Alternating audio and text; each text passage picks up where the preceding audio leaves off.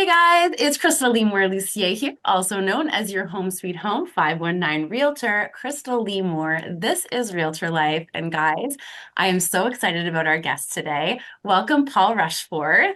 Hi, Thanks. Paul. Thanks for having me. I'm excited to be here. Oh, this is really fun. So a lot of people, some people know this, some people don't know this, but way back when I was trying to decide, should I be a realtor, I saw Paul Rushforth's business. I thought it was really cool. And I thought, I don't know if I want to do this business, but if I do, that's where I want to go.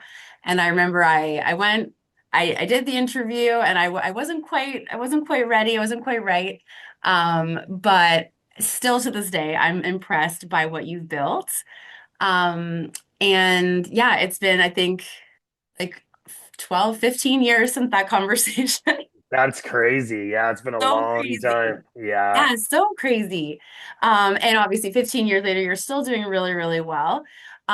So you own and run Paul Rushforth Real Estate in Orleans, Ontario. Now you've expanded since Orleans only or Orleans and beyond.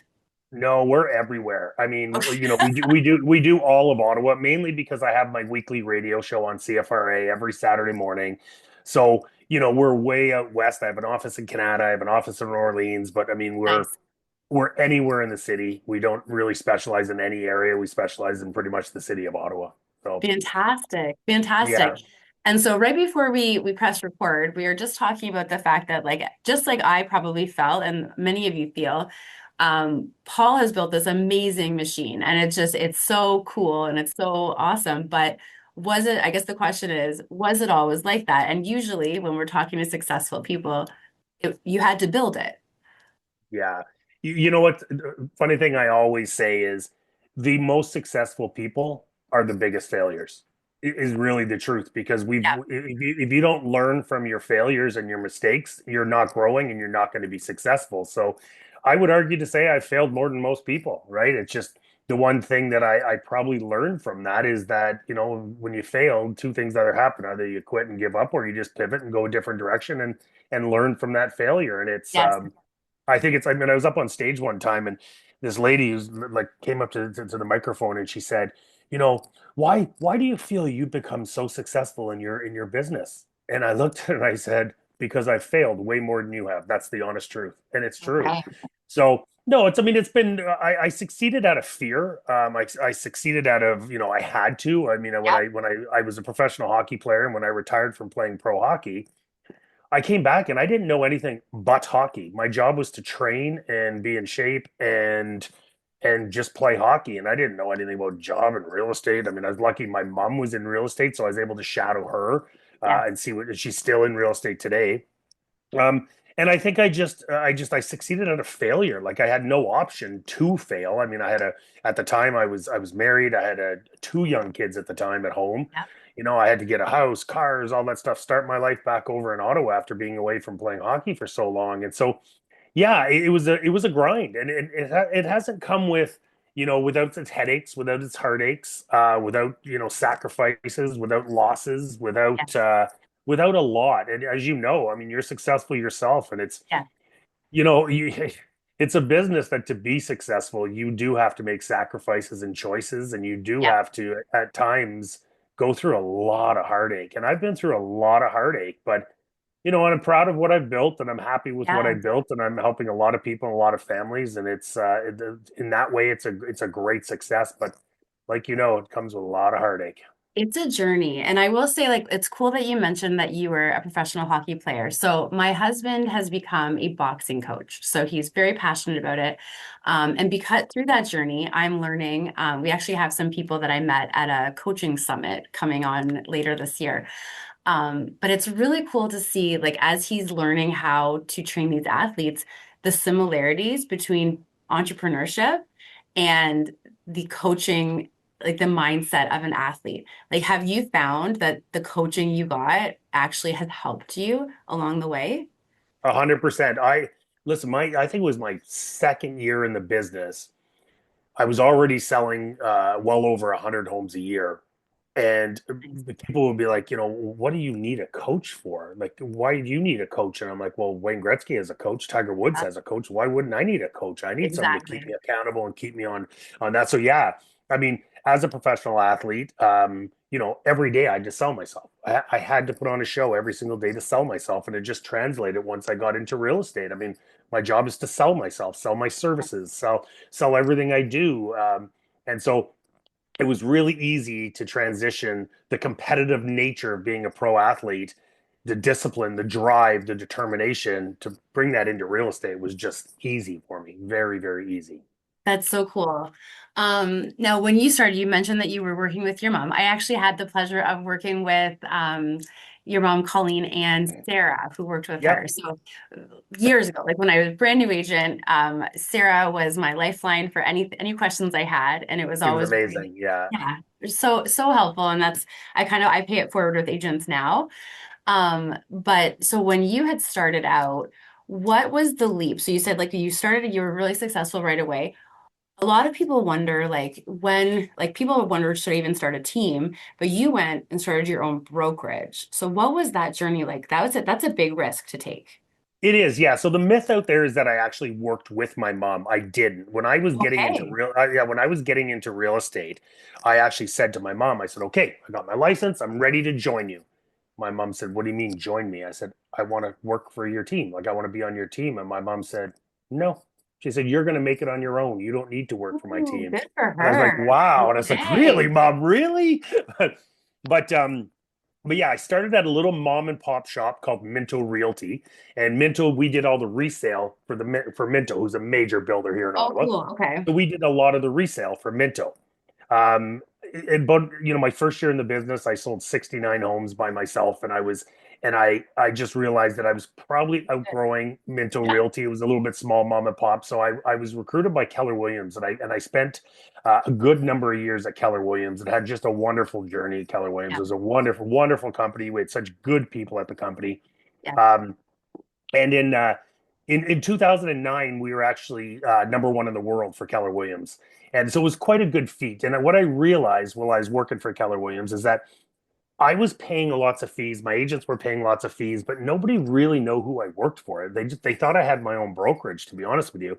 Yeah. So in 2011, I just decided to start my own brokerage, Paul Rushforth Real Estate, and I grew a team right from, I think my assistant joined me 6 months into the business.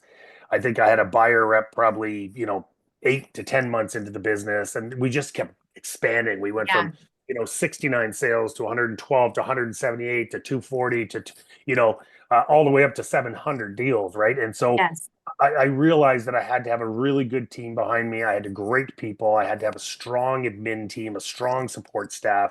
And that's really how I grew. I just I'm definitely I'm a dumb hockey player. I definitely am not smarter than anyone, that's for sure. I just knew that I wanted my life one day to be where I did wasn't a slave to the business. And Yes. you know, Michael Gerber says, if your business depends on you, you don't have a business, you have a job. And I never wanted a job. I wanted to have a business. So I wanted my business not to have to depend on me. So I started to draw myself out of the business a little bit and just coach and train and manage my team to where I wasn't 9 to 5 all the time, or well, it was never 9 to 5, but it's Yeah. weekends and evenings. And I was able to peel my weekends back and get my evenings Nice. back. I had a young family at the time, and it just allowed me to actually have a little bit of quality of life as I was selling all these homes. My team was doing that. So we Fantastic. grew fast. We grew fast. We grew exponentially. Um, but the one thing I can say, if anyone's listening to this, that they want to know how you go from, 0 homes to 700 homes in a year, like how do you do that? The truth is, I was a sponge. I learned off everybody. Learning. Yes. I did not know more than anyone. I was the Yeah. dumbest person in the room. I wanted to make sure I talked to the smartest people in the room. I wanted to put myself around the smartest people in the room. Um, I was a sponge. Like, I'd be sitting in a seminar, and at the time I'm selling 400 or 500 homes, and there's a guy up on stage who was selling like 6 homes. And he's up on a panel, and someone's like, "Why are you listening to this guy?" I'm like, "Because he's great. Listen to some of the things he's doing that I don't even do." Like Yeah. I could learn from this guy who does this and that. Like, so I'm like, you learn from everybody. It doesn't matter if they're selling 6 homes or 600 homes. If 100%. you, yeah, if you want to get better, you need to have a mind and be sharp and just be a sponge and learn everything from anyone. It's amazing advice. We actually just had Phil Soper on, the CEO of Royal Yeah. Page, And that was actually one of his main points was just always be learning. And you never know, like don't think there's a point in your career where you're done because that's kind of that's what ends careers. It's when you think you don't need to learn more. I speaking of learning, I remember to this day, I still use, I remember in when I met with you guys and at Keller Williams, the disc profile, that disc Yeah. test. I use it all the time. I do my own every single year. It stays the Yeah. same, which is interesting because I test it all the time because we grow as people, but your actual like your disc profile stays. And I remember the, Yeah, oh, sorry, go ahead. Sorry no, I was just for gonna say, I just interrupting. remember the coaching. We had really good coaching for it at Keller Williams. Very, very good coaching. That's one of the reasons I joined Keller Williams was Yeah, because their education is just brilliant, right? That disc test is still one of the 4 or 5 things that I would say if you're brand new in the industry, yeah, you have to master the disc test. And the reason you want to master that is because how you present to someone depends on what their disc is. So you have to master a listing presentation according to the disc, yes, open houses. So listing presentation, disc, open houses, and have a great contact management system. Those are yes. the 4 things that I would master if I was getting into real estate all over again. And that disc is. Fantastic. I'm glad you brought that up because yeah, Keller Williams taught me that and taught me a lot about the disc and that's one of my training when I'm training my new agents now. Yeah, We do a ton on disc, a ton. yeah. And it is a big deal. And guys, for those of you who are wondering like what we're talking about, it's a DISC. You can Google it. You can take a free assessment online. You can pay for a more comprehensive one, but it really just does tell you kind of how you take in information, how you present to people. And once you learn you, as Paul's mentioning, you can learn what your clients are. Because if you have someone that really needs details and you are someone like me that's not detailed, like I'm an ID, so I'm like very excited and I'm driven. But if you really want to talk about like the square footage of every room, I have to put extra effort into making sure that that's in the presentation. You have to almost be a chameleon to their personality profile, Yes, right? Like yes, if you come in and present to me, I'm a through the roof D. So if you come in and present to me, if you have a 2 hour presentation, I'm like, get out of my house. But if you come in and you say, this is what I'm going to do for you, this is what I'm going to charge, this is what your price is, let's yeah, get going. I'm like, yeah, this is my guy or my gal. yeah, But yeah, but then again, if I go to present to an accountant, yeah, I'm probably there for 2 hours and I'm going through every figure. I'm talking about everything of yes, every inch of the house. So yeah, how you present to someone, that's why that disc is so important because you could have the best presentation in the world, but if you present the wrong way, it is the worst presentation in the world. 100%. So true. Yeah. And sometimes, I mean, sometimes your clients will give you a heads up. I remember I had a couple and the woman and I got along so well. We were chatting and it was great. But she's like, listen, my husband is all numbers. I need graphs in this presentation. And we got it, but we had the graphs. Well, you have to, right? And Yeah. listen, I even tailor my emails and my text to the Yes. disc profile. Meaning, if someone sends me a big long email, I'm responding with a big long email. Someone sends me a really short, right to the point, hard nosed email, I'm responding with a short, hard nosed email because that's what they want, right? So it's not just how you converse with them, it's how you email them, it's how you communicate with them, it's how your body language is, your Yeah. tone, how you dress is a different one too. Like Yes. if I know I'm going to a certain profile, I'm dressing to the nines. If I know I'm going to see potentially a librarian, maybe I'm dressing down a little bit. They don't want to Yes. see me in a suit and tie, right? So It's I it's actually, something yeah. very important. Yeah. That's something that I learned actually from Sarah years and years ago. She Yeah. mentioned to me that she would kind of pay attention because you don't want to seem completely like opposite from your clients. And it's funny that you mentioned that too, because as you're learning, guys, this disc stuff is no joke. So if you can learn about it, find training, um, get in touch with Paul. He'll tell you all about it. Well, and I do believe it. I mean, I say it all the time. Open houses, mastering the disc, Yes, mastering a listing presentation, and having a great contact management system are the 4 top things to be successful in real estate. And any single new agent that says, "What do I need to be successful?" There's the four there it things you need is. to be successful. There it is. There it is, right Absolutely. there in a nutshell. Absolutely. Learning to do an open house is very important. And I'm always surprised when agents will say like, oh, they don't work or I don't like doing them. Because it's in a like it depends, I guess it depends on your stance. I learned I did sales at Shoppers Drug Mart all through high school and university. So my happy place is people coming to me. Yeah, And so it's just that's the comfort. How do you like if you're going to tell someone who doesn't really love open houses, is there anything that you would guide or direct about an open house to make it for sure. successful? Absolutely. And listen, we generate so many leads that my agents don't like doing open houses either. They're waiting for their next lead, to be honest with you. But the open house is a backbone of a business, and it's a great way to meet people. It's a great way to have those conversations. And I can tell you though, if you're doing an open house to try to sell that house, you're making a big mistake. The whole idea of an open house is people say, well, it's a great way to pick up buyers. No, you're picking up listings, because what happens is people who have to buy also have to sell, Yes. most likely. So you're interviewing for their listing when they come through the door. So you have to look good, be presentable, have lots of information, know the house, know the area. But the Yes. most important thing you need to do is going through an open, sorry, the most important thing you have to do when you're going through an open house is you're building rapport and trust. Yes. That's what you're doing. You're trying to find commonalities.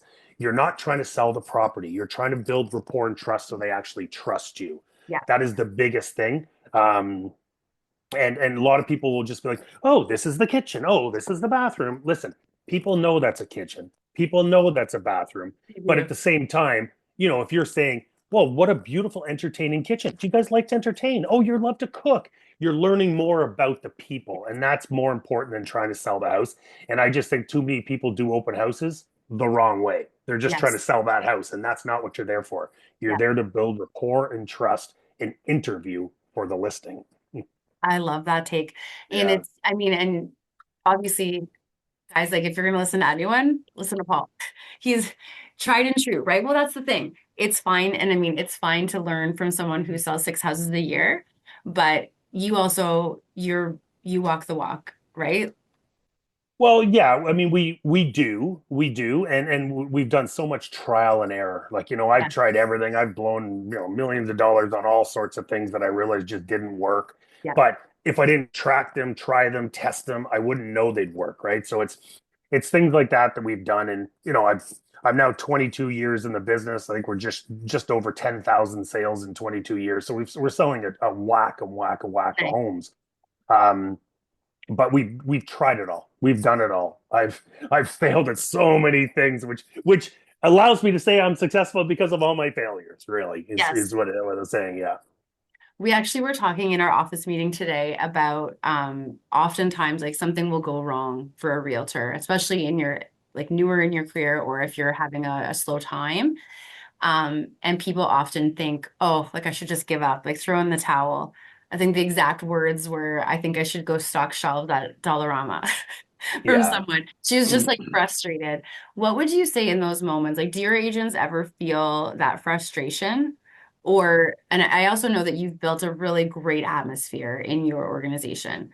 But if they do Yeah, feel frustrated, you do. I, yeah, I'm sure they do. I mean, listen, the end of last year, 2025, and the start of this year has not been great in Ottawa. Like it's been a tough market. Yeah. A lot of my agents are kind of like, my God, what's going on? Like nothing's working, nothing's going. I'm not getting enough leads. I'm not selling enough houses. I'm like, guys, this is where you sharpen your pencil and Yes. become better than the competition. So Yes. I would tell someone who's getting really frustrated with, it's just not working. Maybe I should go stock shelves. Like Yeah. this business is not for me. Sharpen your pencil, Yeah. get better at your skills, master that listing presentation. So like you're better than everybody. Know your skills and really define them and refine them. And I think what people do is they just try to do these same old ways. The Yeah. the plays that were working last year and the year before aren't working this year. Yeah. So you need to change your plays because those plays aren't working anymore. So what are you going to do different? Get out there and meet people. And I just think too many people just wait and wait and wait for people to come to them. I Yeah. saw a post on one of the realtor Facebook pages the other day, and someone was like, I'm really, really struggling. I don't really want to do open houses. I don't want to do cold calling. I don't want to do door knocks. I don't want to do this. I don't want to do that. I'm just waiting for the clients to come to me. Does anyone have any advice? I wanted to respond so bad, but I'm like, just leave it, just leave it. I'm like, Is the there things anything that you you say do want you, to do? yeah, the things you say you don't want to do. Yeah. Those are the things that are going to get you closer to the prize, Yes. right? So Yeah. yeah, there's so many things you can do if you feel like you're down and things aren't working. Just Yeah. try harder, try smarter, and Yes. refine your skills is the biggest thing. And that is so true because that's the thing. Like when oftentimes like you'll have people and they will, I mean, sometimes it's easy to have a pity party, especially if you're trying to get some sympathy. And we'll say like, hey, like have you, so I get it, like nothing's working. You've called every single person in your database, right? Yeah, Well, maybe not everyone, but you've written yeah, all, you've written them all a no or something. No. yeah, So yeah. get to work. Well, and that's it. I mean, first of all, take that database because remember I said one of the four principles, one of With the the four big CRM. things is Yep. having a good contact management system. Yeah. And in that good contact management system, you need to go through it. You could have 100 people in there or you can have 60,000 people in there. But what you need to do is pick out your clients. And I would, if you want to be successful, call them by their last name. So start with the A's one day. And even Yes. if you want to do even you want to do the old school, print out all your A's. Yep. While you're in the car, just call all your A's. Next days, it's all your B's, then your C's. The more it's real estate is a contact sport. The more contact you can make, the better opportunity you have of getting closer to that prize. And too many people think, well, my phone is not ringing. Well, guess what? Your phone rings out too. So ring Yes. out, It works both right? ways.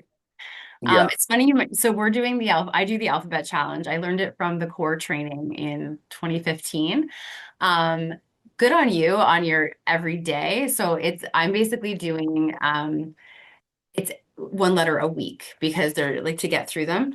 But I'm actually requalifying. So I'm requalifying the database. I have people in there, some of them from 2012, and just figuring out like some people I've been in touch with. Every now and then I find someone that I haven't spoken to since like 2015.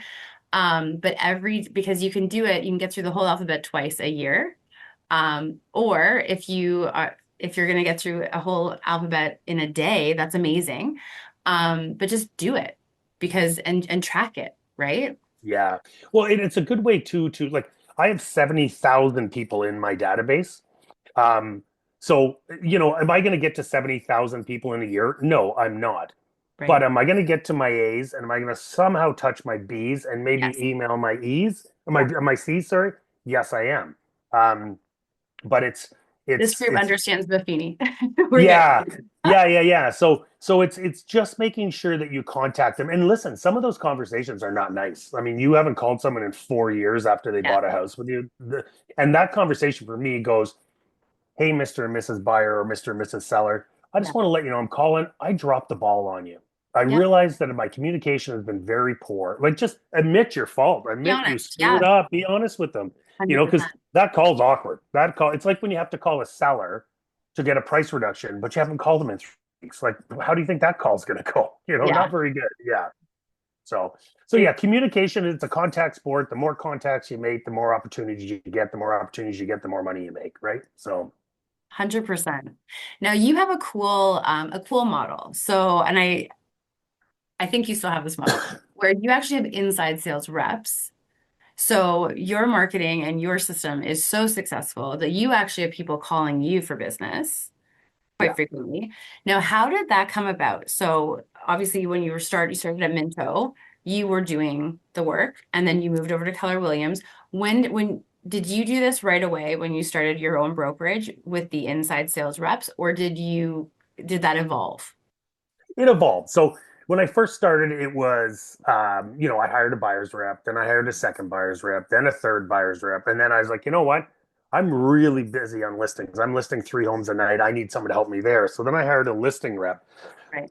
What I realize is the fault and the problem with real estate is the average agent doesn't get back to somebody, a lead, for 5 to 6 hours. That lead is gone.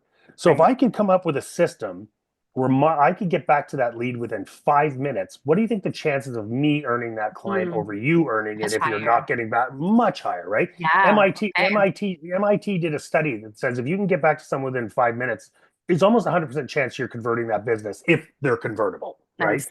That. So I was like, okay, so I'm in this listing presentation, and then once I've done that, I'm going to list it. Then I'm going to go to the next one, next one. I might not be able to get back to all these leads. So I'm like, why don't I hire a licensed agent to man the phones from 9 to 5, Yeah, uh, just getting back to all my leads and converting appointments for me and for my team. And then I added a second, then I added a third, then I added a fourth, and then I had a fifth.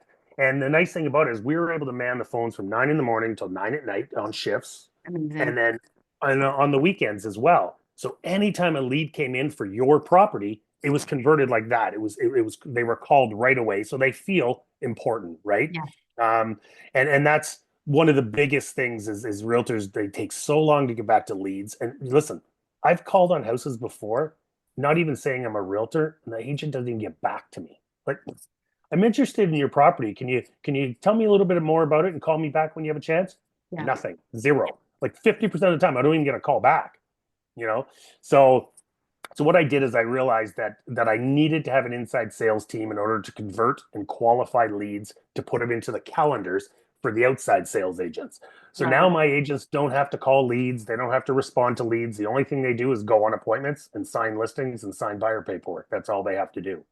So Fantastic. yeah, it was a good model, and it's allowed us to sell a lot of houses because of it for sure.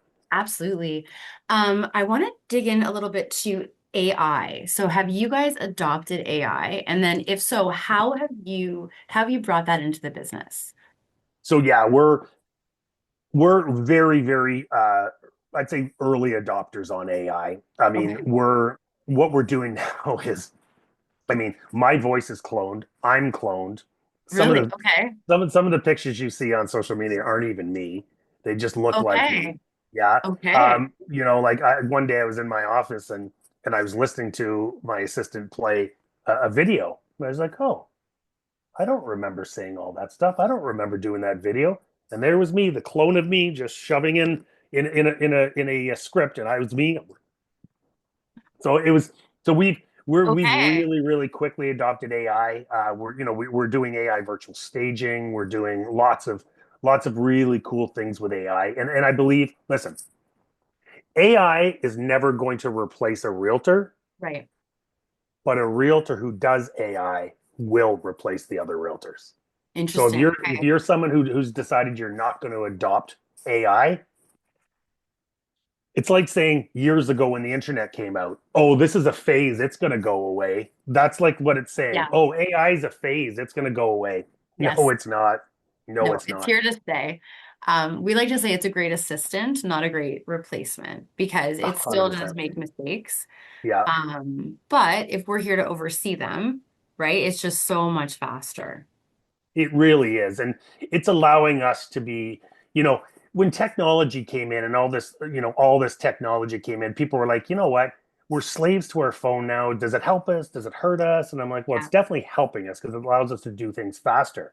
Well, AI is putting things on steroids, like literally steroids. I mean, you could take a I mean, I could take my listing presentation and throw it into to an AI like a Perplexity or a ChatGPT or one of those and just be like, make this shorter, make it 7 pages, Mm-hmm. make it adapt to Make it this, make sound it like adapt to me. that. Yep. I add some pictures, boom, there spits out my listing presentation. Like it's just things and I know this is one of those things like the internet, like technology, you have to adopt and you have to embrace. And if Yeah. you're not going to do that, you're going to be replaced by the realtor who does. For sure. Now, what would you suggest someone should, so you're talking about using AI to create like a listing presentation. Would you use like Chat GPT for that, or is there another program that you guys use? You know what? There's all sorts of programs: Perplexity, Grok, ChatGPT. There's all sorts of programs you can use, but ChatGPT is perfect. Like, I mean, it's you could definitely do it on ChatGPT. Um, there's even ways to, uh, like you could literally make a brochure in 10 seconds using Yeah. ChatGPT. Really, like, so there's so many ways you can do it. Whereas before we'd be like, cropping the pictures and making sure the pictures are perfect and Yes. make sure the wording's perfect. Now it's like you know and as you know, if you list a property and you aren't using ChatGPT for your write-up, that's a problem. Like, that's a Yeah. big problem. I mean, you're putting all the basics and the specifics, but Yeah. they're just fancying it up for you and making it sound a little bit better. So Yes. there's things in AI that I question a little bit, but you have to embrace AI. You definitely have to. It's here to stay, and it's taken over. It's going to replace a lot of jobs. It will not replace a realtor, though. It definitely won't replace a realtor. No, and I think that I mean every time something comes in, I think there is that fear. I remember when they were talking about iBuying, like people were trying to just buy online without a realtor, and I think it was a really low percentage of people that didn't use a realtor, and that fear went away. But even with things But like, no, you go go ahead. ahead.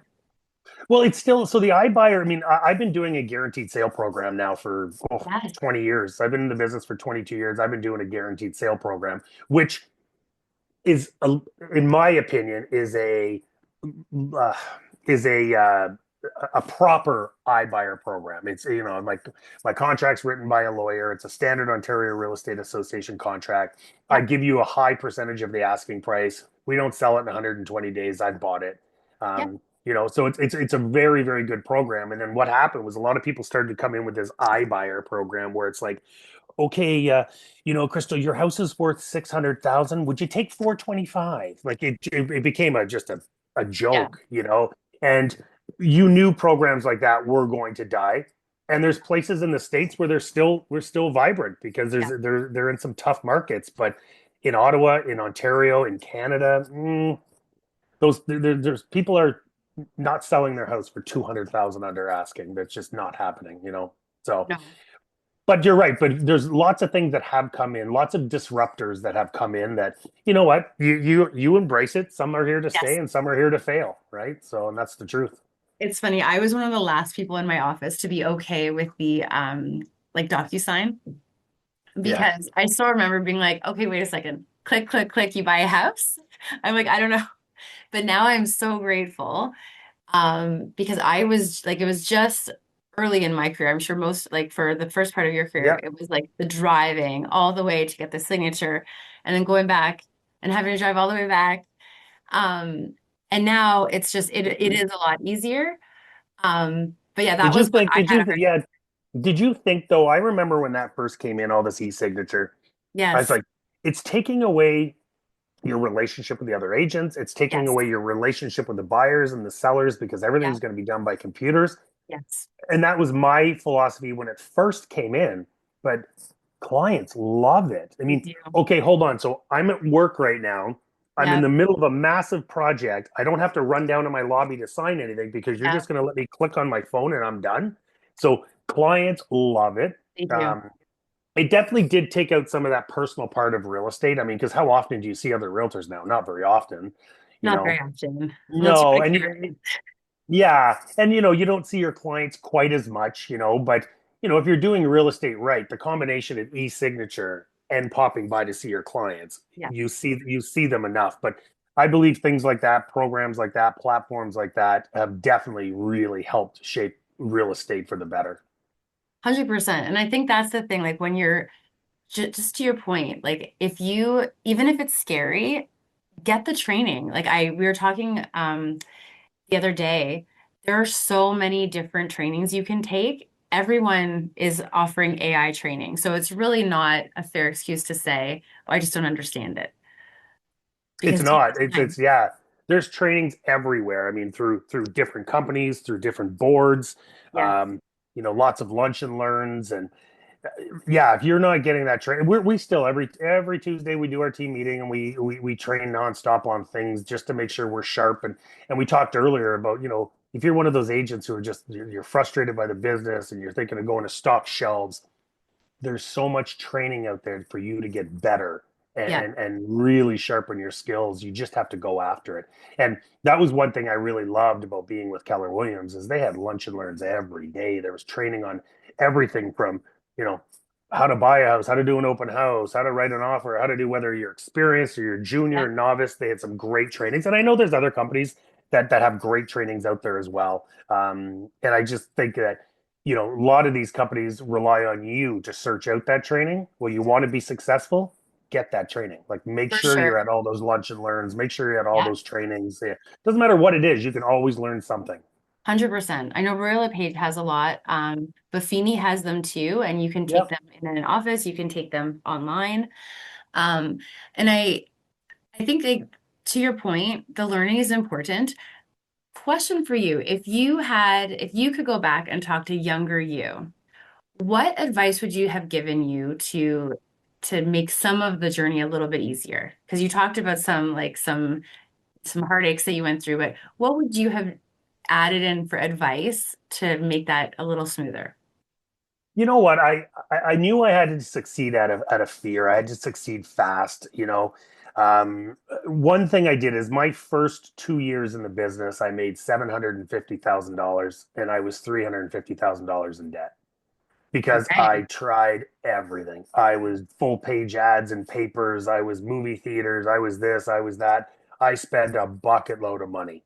Okay. Now, did that propel me to where I am today? Yes, it did, because it put me on the map really, really quick. But did that cause a lot of heartache for me, knowing that I was that much in debt and I was down to my. I remember I was still so I was a year and a half in this company, Minto Realty, before going over to Keller Williams. And that year, we had Minto, the new home builder, had such a good year that they gave everybody in the company a $2,000 bonus. I was literally days away from not being able to pay my telephone bill because I had no money in the bank. And that $2,000 bonus allowed me to pay my telephone bill and pay a couple bills and eat food for my family and buy food for my family. But I was down to my last penny, my Yeah. last penny. And, so would I have maybe done things a little slower, maybe a little bit more deliberate, and maybe not blown a whack of money on stuff that I didn't even know was going to work or not? Yeah. Maybe, but then again, hindsight's 2020 because by year three I was number one in Ottawa. By year four I was number Yeah. one in Canada. Like so, it propelled me to where I was, but it was a lot of stress, a lot of stress. For And sure. the only thing I would say that the one thing that I believe that I did very, very well was I really learned. Like I would be up before my young kids were up. I'd be up at 5 o'clock in the morning and I'd be watching old VHS tapes. I'd stick them in. I'd be watching these realtors from Texas, from San Diego doing their listing presentation. And it was Nice. all Keller Williams stuff. Like it was Mhm. all Keller Williams stuff, but I bought Yeah. everything. I had every VHS tape, I had every manual, I had everything. And I just studied, and learned and learned and learned. So I think if I didn't do that, coupled with all the money I was spending, I'd be screwed. I would never be where I am today, but I just made myself I wanted myself to be the knowledge broker. And I Yes. never wanted someone to say, "Oh, you've only been in the business 6 months. What do you Yeah. know?" Whereas, like, I was 6 months in the business, and people were saying, "Wow, you know a lot about this business. How long have you been in?" And I'd be like, 6 months, and they're like, "How do you know so much?" I'm like, "Because I made myself know so much. I made Yes. myself learn. I never wanted someone to not think I was experienced or good enough. So I wanted to make sure that I was very Yes. experienced and very good." And that's one thing that yes, I spent too much and I went too gangbusters, but if I didn't have that thirst for knowledge, I would not be in this business today. And I would say like that's the difference between creating a fast track and a shortcut, right? Because I think a lot of people are looking for shortcuts today, and you didn't take a shortcut. Like you put in the work. You just doubled down and you're like, I'm going to do this and I'm going to do it as fast as possible. Yeah, there is no magic pill in real estate. Actually, there's no magic pill in anything in life, but Yeah. there's no magic pill in real estate. You either put the sweat equity in and Hmm. learn and have a thirst for knowledge and go hard at things, uh, and try to be the best and try to be the most disciplined, or you wait for the magic pill. But if you wait for that magic pill, you're going to be waiting a long time, I forever, think actually. the only people make money at the magic pill are the people selling the magic pill. Right, exactly. But it's funny. You go to all these conferences and there's always the vendors lined up Yes. with like, you get this and your business is skyrocketing. You buy this and you buy this and you buy this. And the old me was like, okay, I'll take that, I'll take that, I'll take that, I'll take Yeah. that. Now it's like, no, I need to see returns. And that's another thing that I did very well too, is I was really, after let's say the first 2 or 3 years, I Yeah. was very confident, knowledgeable, and disciplined with my budgets. Good. If I was, if I bought some program and it wasn't making me 3x or 2x or 4x, it was gone quick. I wanted to make sure that everything had a return, and if it didn't have a return, it was Absolutely. gone. It was gone. And the biggest return was education, and Yes. was the biggest concern. It was the biggest return, and for me it was my salaries. Like, I spend a lot in salaries, but at the same time I have brilliant people around me that are much smarter than me, that really propelled us to where we are today. And so, yes, I spend a lot on salaries, but they're well worth it, because I wouldn't It be comes making a back. profit. It comes back, but I wouldn't be making a profit if I didn't have the right people around me. That's fantastic. And I Yeah. think too, like the one thing, especially when people are newer, and I think people listening, we have all sorts. We have people that have been in for a long time and people that are new. But the biggest leap is when you think you're spending money versus investing money, right? So, I mean, in coaching, in education, these are all things that they will come back, but the quick fix, like what you're saying, like the quick fix is not really going to happen unless you put that time in. And listen, I'm a big believer of coaching as well. Like I said it Yeah. earlier, like Michael Jordan has a coach, Tiger Woods has a coach, Mhm. Wayne Gretzky has a coach. Like, why do these people have coaches? Why shouldn't us normal people have coaches, right? Yeah. So I've always been a big believer in coaching. And every year my accountant looks at my budgets and he's like, "Well, you're spending a whack on coaching." I'm like, "But I'm making a whack on coaching because Yeah. of coaching." So those are things that I never begrudge spending on. It's the frivolous stuff that I always like. I get the hives when I spend it, but when I know when I'm making an investment in me, then, whether that's coaching, education, things like Yes. that, I'm making an investment in me. So Amazing. Now, you also do a lot for the community. Can we you share do a ton. that? Yeah, we do a ton for the community. And we were actually just saying the other day, COVID kind of killed things a little bit, really. Like, it's, we were doing more. And so Okay. we're now getting back into the community, a lot of charity events. I've always done charity events for everything, whether it's my charity golf tournament, Yeah. whether it's, all sorts of chamber charity events. I sponsor a lot of things. Um, and I do believe in that I'm very fortunate. So if I can give back and help, I will. Yeah. I did have to put some rules in place, because if I had probably two or three people a day, Yeah. "Hey, my son's made AAA hockey. Can you pay for his hockey?" I'm like, "Hey, guess what? I have three kids too. I need to pay for their sports." So no, I can't pay for your son's AAA hockey, but I can sponsor a charity event that means Yes. something to me. That's a Yeah. charity that I'm passionate about. So, Yeah. mental health is extremely one of my passions. 100. Um, so I'm very big with mental health, and I do sponsor a lot of mental health events and put on a lot of events myself. One thing that I said around charity is, it's really easy for someone to strike a check for charity, but it's really hard for someone to strike a check but also work in the charity. Meaning, I'm not saying I'm working in the charity, but I'd rather get my hands dirty with the charity and do Help. some work to help the Yeah. charity, Volunteer. rather than just like, "Oh, here's my check for 5 grand. Good luck." So I would rather do things like that. And so, I that's what I try to get more involved in, is charities where I can wrap, get my hands dirty. For the years I did, I think it was 12 years, I did the my charity golf tournament. I've done it for, Do It For Darren, mental health, Yeah. all sorts of Roger Nielsen's house. So I've done it, like I've done sponsored. Sorry, that event has given hundreds and hundreds of thousands of dollars to charity. But the Amazing. beauty about that is I got to work in that. I got to do the work, and I got to talk to the people, and I got to see what my money was doing for Yes. people and what it was doing for organizations. Yeah. That's some of the stuff that we have a lot of passion about. And I we love it. are we have decided to ramp up our involvement this year in the community and charities Wow. again. Yeah, it's a great way to give back, and it's a great It way to is. get involved. And you meet some of the coolest people doing this, some of the coolest people. So that's one way when people start to get successful Yeah. and they start to have a little bit of money in the bank. It's always nice to give back, and give back, not just stroking a check. Give back with some Yeah. elbow grease in your hands. And guys, if you're listening and you're like, oh, I just don't have enough yet, you can just what Paul said, go out there, volunteer, and then later on you can donate and you can sponsor and you can do the philanthropy. Like I do a lot of volunteering, I do a lot of philanthropy, and I mean, these are the communities we live in, right? So of course we want to help everyone on all levels because the reality is not everyone can be in a house. So we help a lot with Youth Opportunities Unlimited here in London. And I know with Royal LePage, we help with the Shelter Foundation. With Keller Williams, they were, I think, KW Cares, Yeah, right? And yeah, it's it's yeah, great.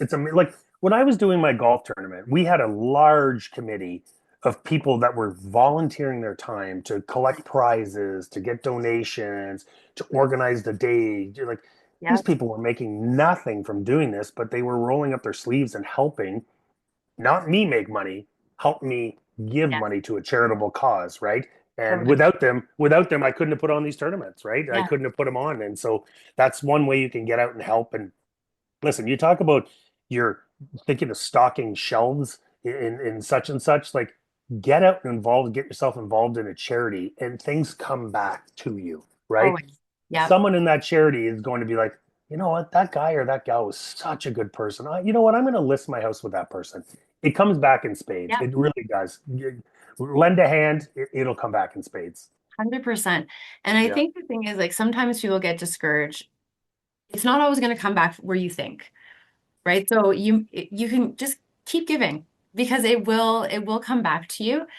And like to your point, Paul, like you've put so much into the community. Like that is a big reason. Like obviously you guys are successful because of your strategies and your skill, but people see who you are, right? Because you don't get to be successful for 22 years unless you have something to back that.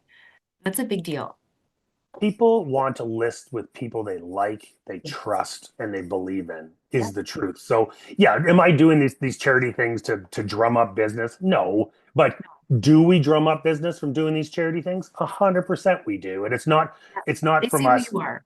Yeah, it's not from us, throwing money so we can get business. It's more for us to be like, you know what?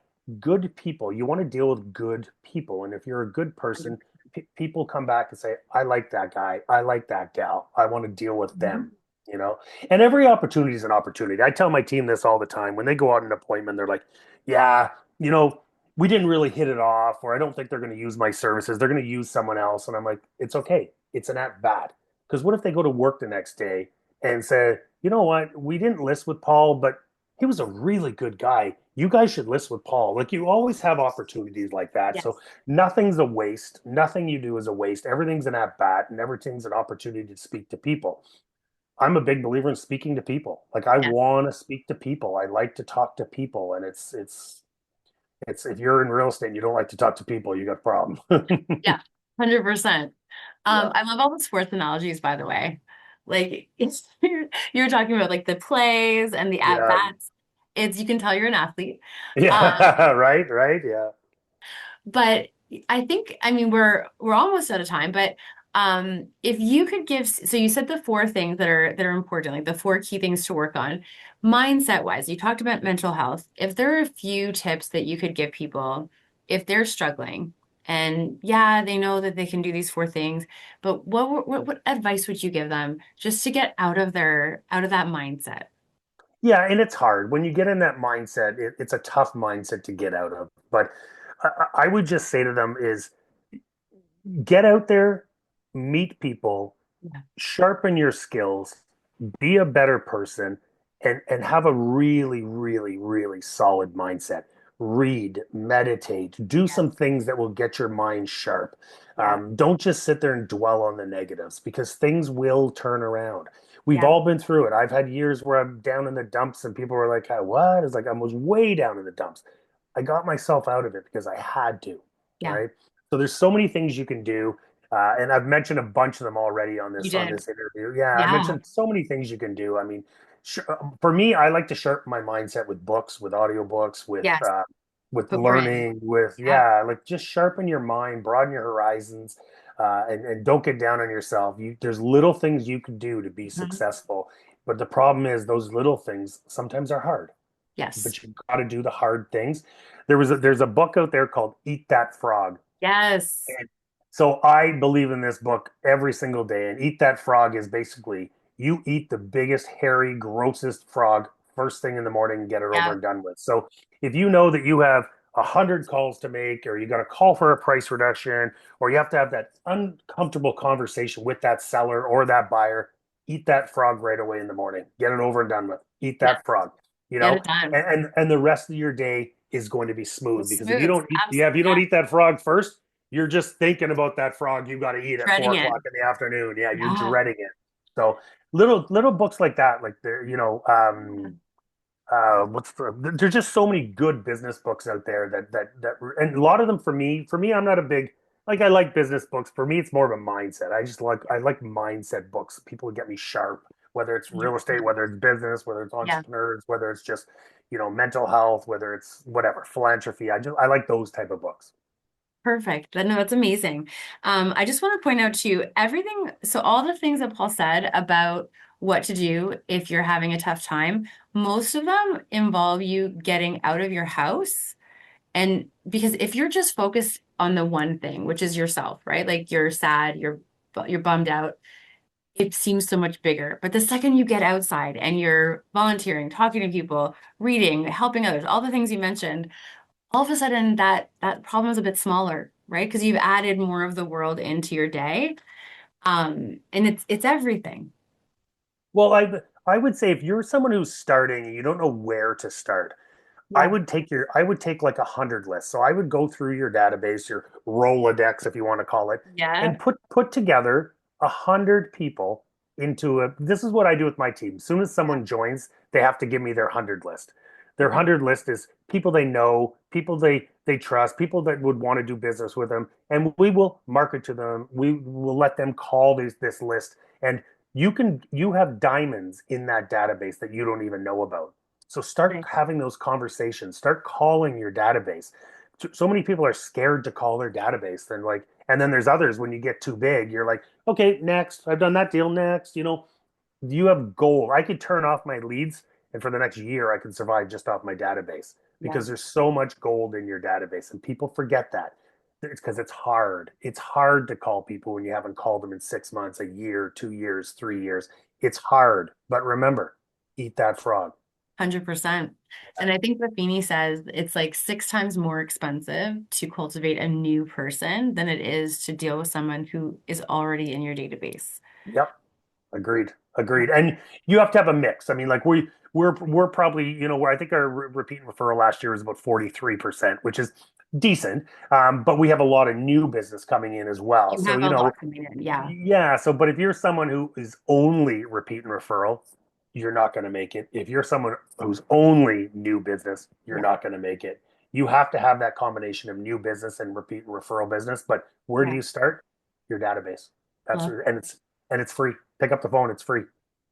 That's awesome. Paul, this has been such a great conversation. Thank you so much. My pleasure. Um, oh, this is so good. So, guys, if you want to reach out to Paul, because either you are a realtor and you're super excited about chatting with him about real estate in Ottawa, or you're an entrepreneur and you suddenly decide that you want to buy or sell real estate with Paul, how can they reach out to you? So my website is paulrushforth.com. Perfect. And Rushforth is just like it sounds, Rushforth. They can reach me at my email. It's paul@paulrushforth.com. Perfect. That's probably the easiest. I mean, I can give out the phone number, but people don't really remember the phone number, right? So, but I would just reach out to me at Perfect. paul@paulrushforth.com, or the website is just paulrushforth.com. That sounds fantastic. Paul, thank you so much for this great conversation. This was My great. pleasure, and it's so good to see you again. It's been, decade and a half, so it was It amazing to has. see you. Yeah, it It has. has. This has been Yeah. fantastic. Guys, thank you so much for listening. This is Krystal Lemore Lucier, also known as your Home Sweet Home 519 Realtor, Krystal Lemore, and we'll see you next time. Bye, guys.